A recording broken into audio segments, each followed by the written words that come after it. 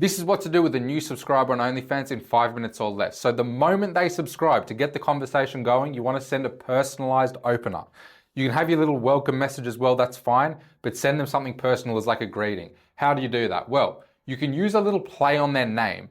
For example, if their name was Panty Sniffer, you could say, oh, are you here to sniff my panties, right? If their name was just a normal guy's name, like Dave. Oh, I hope you're not a dentist. My dentist's name's Dave as well, right? Or even if they had like the standard OnlyFans name, you 1, 2, 3, 4, blah, blah, blah, whatever, you can say, oh, what should I call you other than the generic OnlyFans name, right? Just get a bit creative with it so they know it's for them. You can also reference the time. So if time of week, time of year, if it's Friday, you say, what are your plans for the weekend? If it's been Valentine's Day, or who was your Valentine? Something like that, so they know that you sent it now. And if they don't reply to your opener after say 3 minutes and they've seen it, follow up, send a little GIF, like a sad Pikachu GIF, anything, get their attention. Great, so you've got them to reply. Now you want to make a good first impression, because these first few messages are where you're most likely to lose the sub and they never become a paying customer. So you want to have little attempts at humor. Try to be a bit funny, be human, seem real, send multiple messages so you actually seem interested and like you want to talk to them. So multiple messages at a time. Tasteful emojis, not the really sexual ones, like the smirk face and the just laughing face, just to seem real, right?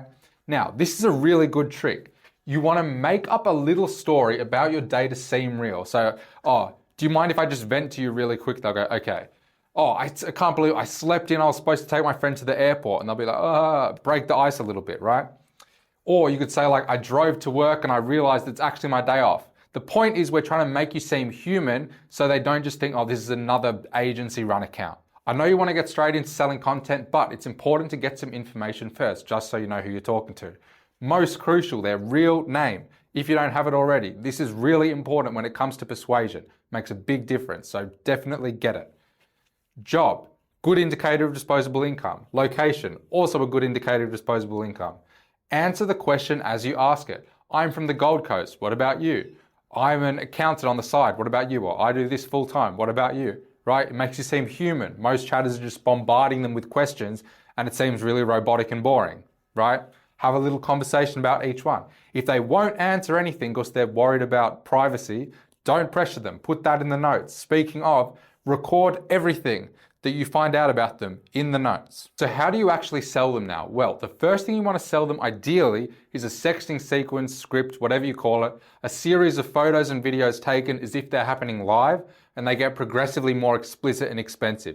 It works really well for the first time because it feels like a live experience with the creator, so it kind of brings the fan and creator closer together, if you will, right? It also gets the most money out of them, ideally. So if they're pushy for a certain type of content that isn't that, there's a way that you can deal with it by diverting back to your sexting. So let's say they go, oh, do you have any blowjob videos? You go, oh, well, how do you like it sucked, right? And they'll start describing that. Sexting, cool, sexting sequence. If they go, do you have any BG videos, like sex tapes? Oh, what position would I look best in? Sex about that, sequence, right? That's the strategy there.